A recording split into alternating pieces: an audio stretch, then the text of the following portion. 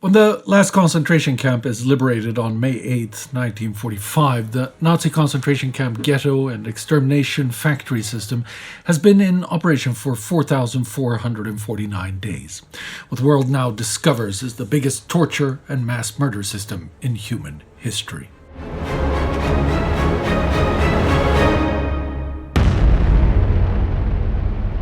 I'm Spartacus Olsson, and this is episode 131 of The War Against Humanity, a series of World War II in real time.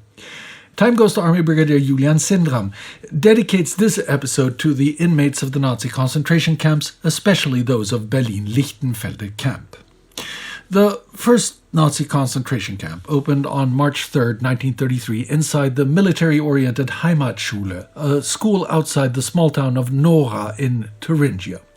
From there, the camps grew in scale, and at one of them, Dachau, just a few kilometers northwest of Munich, the camp commandant, Theodor Eicke, establishes the method that will make the Nazi concentration camp system a special hell never before seen. Interning people in camps is about as old as human conflict, horrid torture methods, mistreatment of prisoners, mass murder, even the term concentration camps predates the Nazis. But the Dachau model is something new. The idea is to industrialize and systematize torture into an endless quotidian of suffering meant to literally break down the souls of the prisoners. On top of the expected violence and mistreatment, Eicke introduces a perverted military-style discipline with daily roll calls, marching around for no reason, and arbitrary corporal punishment for infractions against strict, senseless rules of conduct. He creates the capo system, where prisoners chosen for their ruthlessness become the implementers of the regime, effectively making the inmates self-administering. As work, they have to perform hard labor without any practical purpose, like cracking stones into gravel with their hands, only to repeatedly move said gravel between different parts of the camp and then crack more gravel. Sadistic torture and extrajudicial killings are part of everyday life. Combined with squalor, little to no medical care, and starvation diets, the Dachau system creates a lethal cocktail of mistreatment on an industrial scale. Simple, systematic, and modular, Eicke's model is easy to implement and murderously effective. In mid-1934, the camps are consolidated into the new SS police system under Reichsführer SS Heinrich Himmler, and Eicke is made head of the Inspektion der Konzentrationslager, the Inspectorate of Concentration Camps. His SS Totenkopfverbände become the formal paramilitary units in charge. Soon, the victims are expanded from political opponents to outcasts from the Nazi Volksgemeinschaft, national community. Homosexuals, pacifists, religious leaders, repeat offenders of petty crimes, resistors to Nazi policy, or anyone who doesn't fit into the random ideas of Nazi acceptability are pressed into the concentration camp system, where eventually the Nazis' radical anti-Semitism will pave the way for mass murder on an unprecedented scale. The camp system moves along with the Germans as they annex Austria, Bohemia, and Moravia, and finally when they start the war and invade Poland. If you follow my series, you know what comes next.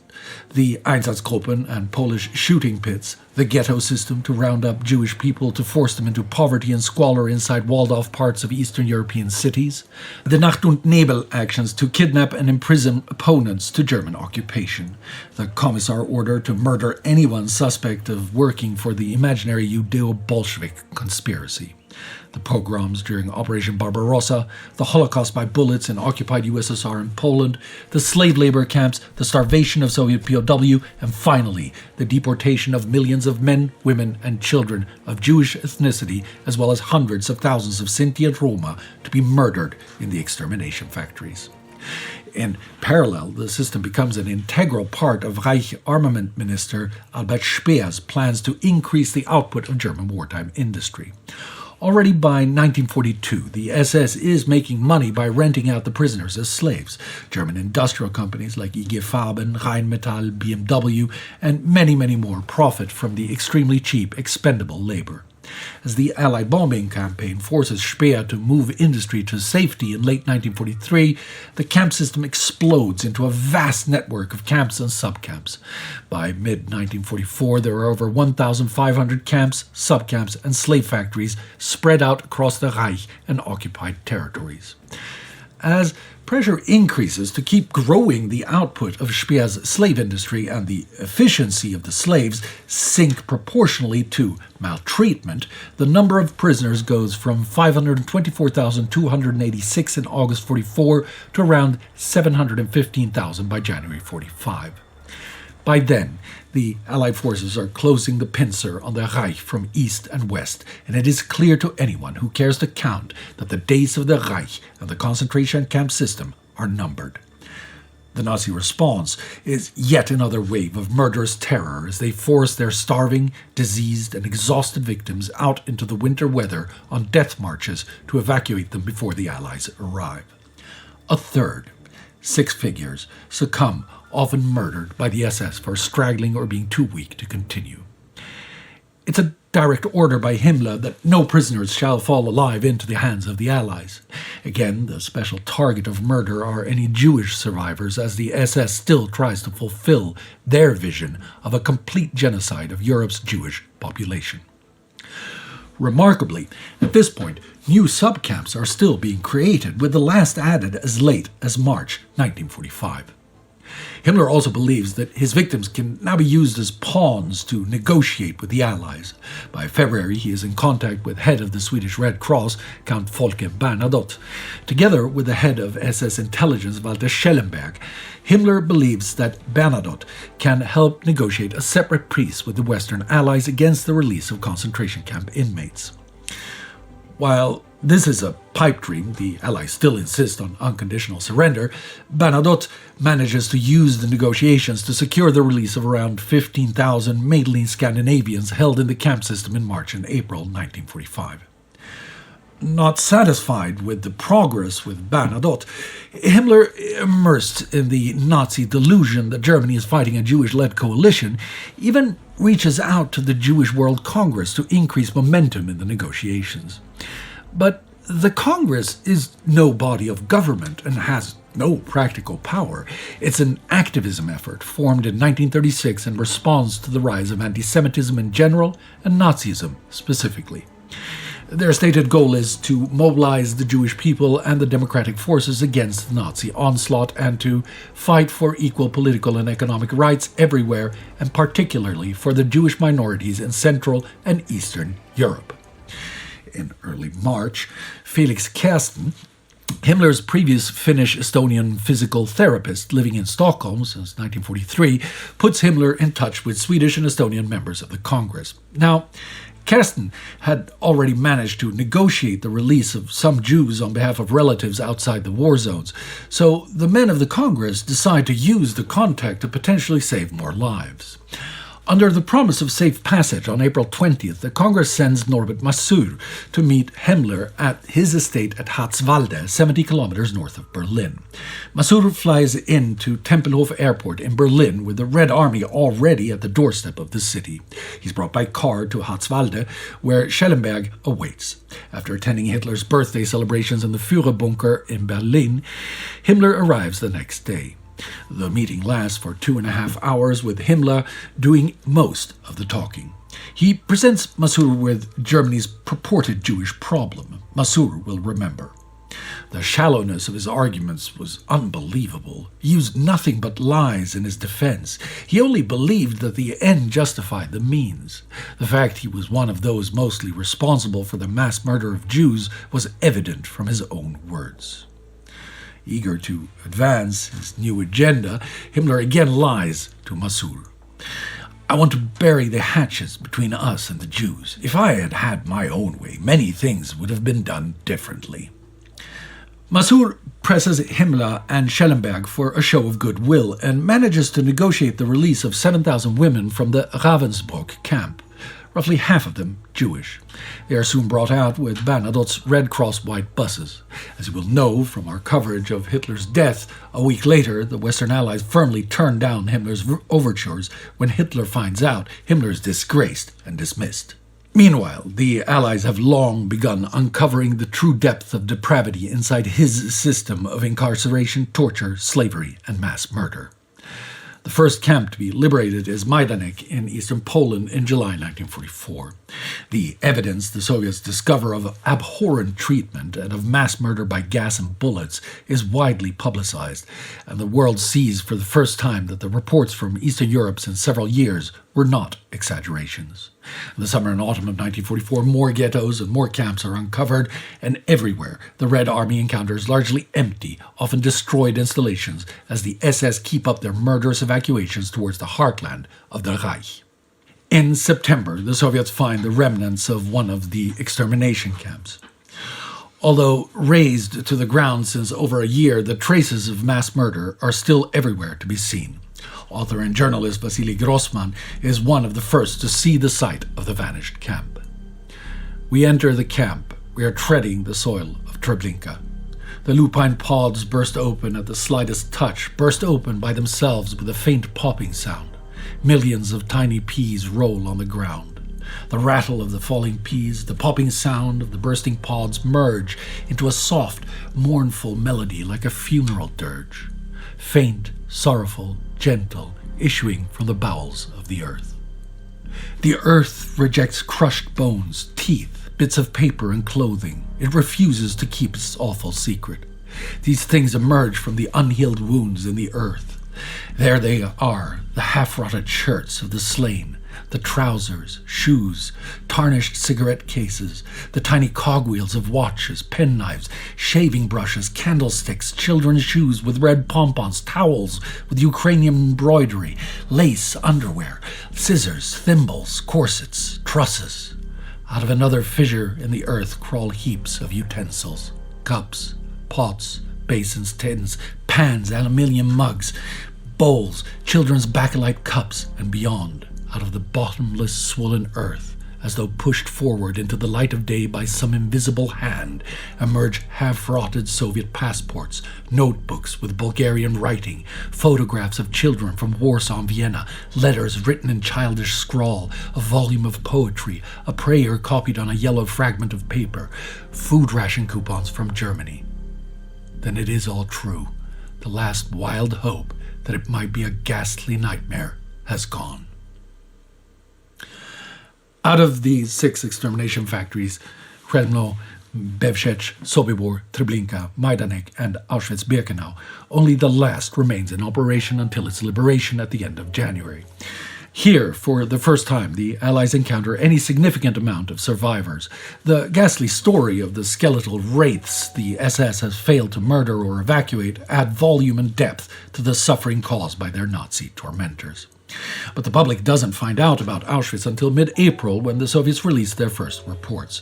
Before that, more camps are liberated, mostly without or with very few survivors. On February 13th, Groß-Rosen is overrun. When the Soviets arrive at the camp, the prisoners are gone, either dead or evacuated again together with the rest of the camp. This was a forced labor camp, mainly for political prisoners and captured resistance from Germany, Poland, the USSR, the Netherlands, Hungary, Austria, and other parts of Europe. At least 7,500, perhaps twice as many, were murdered or died from maltreatment at Groß-Rosen. As the Red Army advance slows down in March, less camps are encountered in the east. In the west, the Americans, British, Commonwealth, and their allies have so far only encountered the transit camps and the somewhat less terrible camps in the occupied west. All that changes on April 4th when the U.S. 602nd Tank Destroyers Battalion, along with Combat Command B of the 4th Armored Division and the 89th Infantry Division, come across the Buchenwald subcamp at Ohrdruf in Thuringia. A small camp by comparison. Originally, it held 2,500 prisoners, but by March 45, the evacuations had made that number swell to 13,500, far beyond the camp's capacity. As the U.S. soldiers enter the camp, they find only a few survivors, but hundreds of corpses and the SS instruments of torture and murder. Captain Frederick B. Lee is among the men who first enter the camp. It was surrounded by a barbed wire fence, high and forbidding, with searchlights and machine guns mounted in watchtowers trained on the camp. Just inside the main gate lay 30 or more bodies in striped prison garb. As we stared in disbelief at the sickening scene of cold-blooded murder of unarmed people, 3 figures came from the woods nearby. They had survived by escaping when the German SS guards had marched the remaining inmates eastwards as the Americans had approached. The fallen ones had been too sick or weak to walk, so they had received a bullet in the throat or the back of the head. This was something new to us, different from the usual war scene, and we were shocked by the sight. We had been in constant combat for 9 months. We had become inured to death, if that is ever possible, but we had not seen anything as savage and heartless as this. In a shed, stacked like cordwood, were dozens of skeleton-like bodies, naked and sprinkled with lime, skins stretched so tight that every bone could be counted. With empty stomachs and scarcely any flesh remaining on their frames, there was little to rot. However, despite the freezing cold, the stench of death was overwhelming. A short distance back in the woods was a disposal pit, a long trench about 10 feet wide and 8 feet deep. Cadavers were stacked on pine logs placed on a grate of steel railing. The fires had been tended by other inmates. Rains had extinguished the flames, and the half-burned bodies presented a most grotesque scene. We were told that the crematory had been shut down for lack of fuel, but that some 4,000 had been murdered and burned in pits since December. News of the discovery of this first concentration camp by the American army caused shock and revulsion at all levels of authority in the field and all the way back to Washington. Generals Patton, Bradley, and Eisenhower came to view it within 24 hours. The accounts from Ohrdruf now travel the world through the press. In difference to the many reports correctly outlining both the genocides and the camp horrors of the Nazis from previous years, there are now images, eyewitnesses, and survivors. It is at this point that Grossmann's realization at Treblinka that it is all true, the last wild hope that it might be a ghastly nightmare is gone, is shared by the Western world. On April 11th, the Americans liberate the slave labor camp Dora Mittelbau. Production of V-2 missiles has only been stopped 10 days earlier on April 1st. Any plans to restart production are smashed in the night of April 3rd to 4th when the RAF bombed much of nearby Nordhausen, also hitting the prisoners' barracks at the Bölke-Kaserne, killing 1,500 inmates. On April 4th, the SS then began evacuations by train and foot to bring the prisoners to still operational camps like Bergen-Belsen, Ravensbrück, and places as far away as Austria. As some of the marching columns reach the village of Gadeling, 1,016 deemed too weak to keep up are locked in a barn and burned alive. Anyone who tries to escape is shot. Only some 25 survive to tell the tale. The estimated death toll of 8,000 in the evacuations brings the final Mittelbau toll to over 20,000. When the Americans arrive, they first find the Bölke-Kaserne. Inside the ruins lay hundreds of sick and dying alongside the 1,500 corpses of the prisoners burnt in the air raid. The discovery is documented on film, and again the world sees the Nazi crimes in undeniable vivid horror. Then the American approach to liberation changes as they discover the abandoned Mittelwerk tunnels. Nordhausen is inside what has been designated as the Soviet occupation zone, and the Americans are now in a hurry to recover any rocket technology they can before they hand over the area to their allies. Within days, Dora is overrun by U.S. engineers and scientists ferrying out as much as they possibly can. The same day, the main camp in the system it originally belonged to, Buchenwald, is liberated. But this time, evacuations have not been completed, and it is the prisoners themselves who become the liberators. Until early 45, the prisoners here have averaged between 8,000 and 10,000, but with evacuees arriving, the camp swells to 48,000 by early April. In all, 238,980, mostly male prisoners, have passed through the camp. It's one of the oldest camps and has seen the entire gamut of SS horror, from maltreatment to medical experiments on live victims, torture, random executions, euthanasia of the infirm, political murder, and the killings within the Nazi genocides. It has also been the place for executions of SS and Gestapo men found guilty of capital crimes. Among the most famous, and in some cases infamous victims at Buchenwald are Ernst Thälmann, leader of the German Communist Party, Princess Mafalda of Savoy, Italian King Victor Emmanuel III's daughter, and Captain Karl Mayer, a German general staff officer and Adolf Hitler's immediate superior in an army intelligence division in the Reichswehr, who is believed to be the man who introduced Hitler to politics in 1919. Among the dead are 8,000 Soviet POW, shot in the neck from a hole in the wall by members of Kommando 99 while undergoing a fictitious medical examination. The 1,100 executions at the camp include 36 Polish officers and 38 members of Allied secret services. Medical experimentation for IG Farben and Madaus AG to test the effectiveness of vaccines for epidemic typhus, yellow fever, smallpox, typhoid, paratyphus A and B, cholera, diphtheria, various poisons, phosphorus rubber, the content of incendiary bombs, and the effectiveness of blood plasma beyond its date of expiration has killed hundreds of prisoners. The lack of hygiene has led to repeated outbreaks of epidemics, some spreading to nearby villages and towns. Despite these horrific conditions, as April begins, many of the prisoners have not been broken. When the SS tried to evacuate all 48,000 to Theresienstadt, Dachau, and Flossenburg, the inmates begin a campaign of passive resistance, simply refusing to leave. It's effective enough to save 21,000 from going on the death marches. At first, 3,000 SS guards also remain, but when the U.S. Army is heard to be approaching, 2,700 of them flee. The prisoners, many of them with military training, then seize control of the guard towers. The remaining 300 SS guards are disarmed and captured. The inmates then send out patrols, capture 80 of the fleeing SS men, and make contact with the Americans. On April 13th, the U.S. Army takes control of the camp, disarm the prisoners, and begin care for them. Many of them will remain in the camp until July. Among them are the 4,700 who are too weak or sick to move and will now receive medical treatment here. By the time the camp is dissolved, a quarter of the ailing will have died, bringing the total death toll at Buchenwald to 56,000. A day after the U.S. seized control of Buchenwald, 3,000 women are liberated at the Salzgitter subcamp to Neuengamme, held as slave labor for the local industrial giant Draht- und Metallwarenfabrik GmbH Salzwedel to produce ammunition for the infantry. In a tragic twist, 500 women evacuated with train from Salzgitter on April 7th end up at the marshalling yards at Celle, just as an Allied air raid strikes. More than half are killed. The survivors are taken by truck and on foot to Bergen-Belsen. For the women who make it there, this turns out to be a potential blessing. On April 15th, British troops liberate Bergen-Belsen.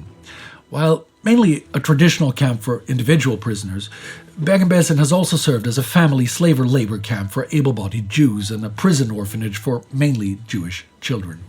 It was here that Anne Frank and her sister Margot were brought in November 1944. Here Anne meets two friends from back home, Hanna Goslar and Nanette Blitz. Both held as part of Himmler's idea to keep some Jews alive as negotiating chips. By early 45, with the overcrowding through the arrivals of Death March survivors, the state of the camp has turned from miserable to disastrous. Starvation, vermin, and disease has taken ever more prisoners' lives. An epidemic of typhus is running rampant through the camp. Nanette will describe seeing Anne in late January. She was already a skeleton. She was wrapped in a blanket. She could no longer put on her own things because they were full of lice. Sometime after, probably in early to mid-February, Anne and Margot succumbed to the epidemic. Their deaths are not recorded, and it will take until 2015 for even a rough date of death to be determined. By mid-April, the German forces in the area fear a spread of the epidemic beyond the camp. They approach the British and negotiate a local ceasefire to allow the British to take control of the camp and use their better medical resources to stem the spread. At this point, around 55,000 prisoners are still in the camp. When the British arrive, they find thousands of unburied corpses, and the majority of the living sick or in very poor physical condition. Despite desperate efforts to provide care, including setting up 14,000 emergency beds, in the next weeks, 13,000 prisoners die after liberation, bringing the total death toll to over 50,000. By now, the Red Army is advancing on Berlin. On April 22nd, they liberate Sachsenhausen outside of Berlin, and in the same week, a number of its subcamps. Sachsenhausen, situated in Oranienburg, next to the Office Group D of the SS Business Administration Main Office, the official name of the Inspectorate of the concentration camps, is a model concentration camp built in 1936. With its stone and concrete main buildings, it looks more like a traditional prison structure than many other camps. That is the only resemblance, though. In all other ways, it is a structure built to implement the Dachau model. In addition, the Sachsenhausen guards were reputed for a special brutality, even by SS standards, and death was a real threat at any moment, anywhere. Many of the killing methods later used in other camps were tested here before being deployed into the network. An exact death toll will never be firmly established, and estimates range between 40 and 100,000. Prominent prisoners here included Joseph Stalin's oldest son, Yakov Djugashvili, Paul Reynaud, the penultimate prime minister of the French Third Republic, Francisco Largo Caballero, prime minister of the Second Spanish Republic during the Spanish Civil War, the wife and children of the Crown Prince of Bavaria, Ukrainian nationalist leader Stefan Bandera, and several enemy soldiers and political dissidents. As 1944 ends, the total holding capacity of the system is around 25,000, but by April the inmate population has swelled to 66,000 and is still growing by thousands of evacuees arriving every day. With the Red Army fast approaching, on April 21st, 33,000 of the close to 38,000 inmates crammed together in the main camp are forced to march northwest towards the Baltic coast. Thousands die. When the 1st Belarusian Front and the Polish 2nd Infantry Division arrive the next day, less than a tenth, 3,400 inmates, remain. During the next week, they will, however, liberate most of the rest of the system, including many of those forced on the death march. In all, roughly 50,000 will be in Soviet and Red Cross care by early May. Among them are the inmates of the Berlin-Lichterfelde subcamp, to whom our Time Goes to Army Brigadier Julian Sindram dedicates this episode. Established in June 1942, it was one of about 60 subcamps in and around the capital. Men and women from across Europe were imprisoned here. Every day, the SS dispatched them across Berlin by lorry or tram, or simply marching in columns. The inmates worked for at least 11 hours a day, building barracks and air raid shelters for the SS, laboring for local businesses, and clearing rubble after Allied raids. Senior SS officers like Ernst Kaltenbrunner personally profited from their toil. He had his flat renovated by the prisoners. Despite the back-breaking work and the meager camp rations, the prisoners regarded Lichterfelde as a relatively privileged subcamp. In part, that seems to have been because the work detachments gave them contact with the outside world. Some prisoners were even able to escape, helped by sympathetic Berliners. Discipline was harsh, though, and failed escape attempts meant the noose. In mid-April 1945, the SS sent most of Lichterfelde's 1,400 prisoners to Sachsenhausen main camp, where they ended up on the death march. The abandoned remains of Lichterfelde camp were occupied by the Red Army on the 24th. Usually, when we do these memorials, they're for a father, mother, or grandparent, but our Brigadier Julian has no personal connection to the Lichterfelde camp or its inmates, although he did grow up nearby. But in a way, that's what makes his memorial so very important. As Julian wrote to us, I remember my astonishment when I learned that the tram tracks, which are buried underneath the cobblestones in front of my window, were used to carry concentration camp inmates downtown. I chose this dedication as a reminder to the audience of the undeniable presence of the concentration camps, even in densely populated areas. The myth still persists that Germans could not and did not know what was happening. Most certainly they knew it, and many tried to profit from it where they could. However much they may deny it in the future, as April 1945 and the war in Europe edges towards its end, the sheer scale of discovery that Allied invasion brings belies that these horrors could go unnoticed. Every day, new subcamps are found and liberated. In the main camps, the same horrors as previously meet the liberators. On April 23rd, the Flossenburg camp is liberated. The U.S. Army finds 1,500 sick and dying. The rest have been evacuated. On April 29th, the camp that this was all modeled on, Dachau, is liberated by the U.S. forces about to capture Munich. By then, the liberation of its 170 subcamps has already begun. In all, 30,000 victims will soon be in U.S. and Red Cross care. The day after Dachau is liberated, in Berlin, Hitler escapes justice by suicide. The Nazi defense of their capital is nearly defeated, and Allied forces have occupied most of the rest of the Reich. But in the corridor of ruined Reich, the German forces hang on to, by the last skin of their teeth, the camps are still reaping victims, and every day the Allied advance uncovers more horrors. On May 1st, Ravensbrück, the largest women's camp outside of the women's sections at Auschwitz-Birkenau, is liberated. By then, the provisory gas chamber at Ravensbrück, installed only this January, has only ceased operations a couple of weeks earlier. From the end of January to mid-April, out of the 46,070 female and 7,848 male prisoners registered on January 15th, around 4,000 have been murdered in the chamber. When the Red Army arrives, the last SS guards have fled, and they only find around 2,000 sick and dying men, women, and children. As we saw earlier, 7,500 women were liberated after Massur's meeting with Himmler. Add to that since mid-March, the remaining close to 40,000 have been forced to evacuate to other camps like Bergen-Belsen and Mauthausen. The last death march departs only 3 days before the Soviets arrive. The same day, Gunskirchen is liberated, with the U.S. soldiers arriving there describing an apocalyptic vision of dead and dying men, women, and children strewn around the camp and in the surrounding forest. The next day, Wöbelin, where out of the 3,500 victims left behind when the SS abandoned the camp 2 days earlier, 1,000 are lying dead when the U.S. forces arrive. More die in the next days and weeks. By liberation, this camp has only existed for 10 weeks. May 2nd, Kaufering by Landsberg, the largest Dachau subcamp, is found abandoned. Only corpses remain. On May 3rd, the SS tried to use unmarked ships to evacuate tens of thousands of prisoners from Neuengamme over the Baltic. An RAF raid targeting German shipping sinks 2 of the ships, ocean liners Kap Ancona and the Tilbeck. Over 7,000 inmates drown. The same day, the U.S. Army begins liberating the Mauthausen camp system. May 4th, Neuengamme is found abandoned by British forces, including the 7,000 drowned. Around 50,000 of the people held have died here.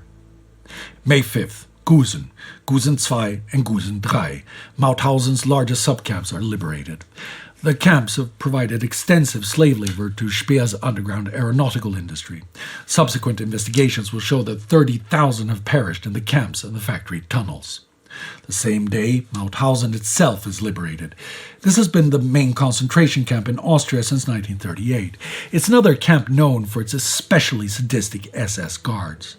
Of the 200,000 who have passed through the camp until liberation, around 100,000 are dead. The Americans find 21,000 survivors, many in very poor condition. The next day, the Americans discover Ebensee, another subcamp for subterranean slave labor.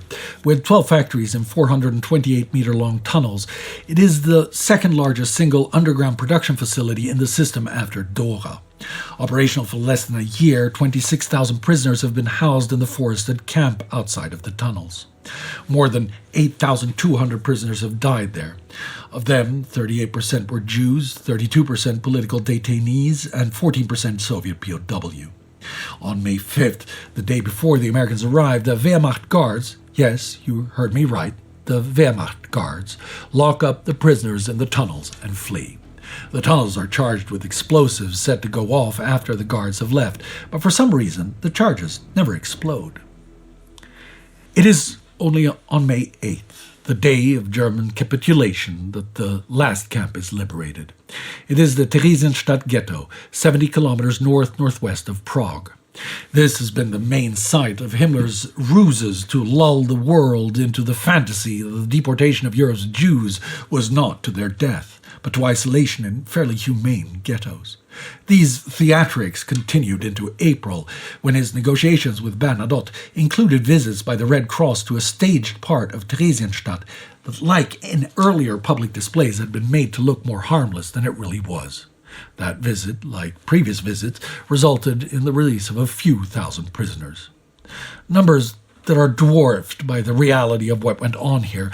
Behind the stage, Theresienstadt was a concentration and transit camp. By liberation, 155,000 men, women, and children have passed through the camp. Around 35,000 died here. Another 83,000 perished after deportation to extermination factories, ghettos, and labor camps in the east. Only a few hundred of the deported are still alive, and for the roughly 30,000 the Soviet forces find in the camp, the ordeal is far from over. They are in a terrible state, and a lice-borne typhus epidemic is ravaging among them. On May 4th, most SS guards fled, and the medical rescue organization Czech Action for Help entered the camp to start combating the epidemic. When the Soviets arrive 3 days later, they add their resources to the effort. Despite that, another 1,500 inmates die from the disease during these last days of war and immediately thereafter. The death toll includes 43 victims among the camp's Jewish medical staff, 4 medics from Czech Action for Help, and some Soviet medical personnel. As the world celebrates victory in Europe, the ordeal of the victims of the Nazi camp system is not over. Only 500,000 have survived the camps, and as they begin a long path towards some kind of healing, we begin to count the dead.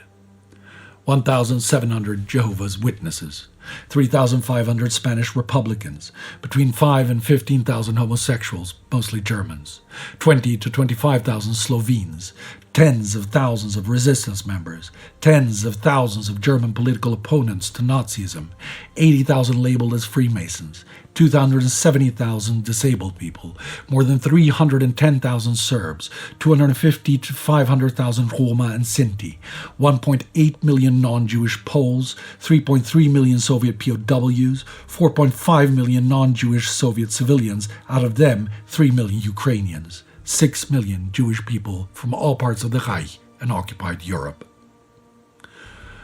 Over 17 million people of all ages, from the newborn to the aging, from all walks of life, from all continents of the planet.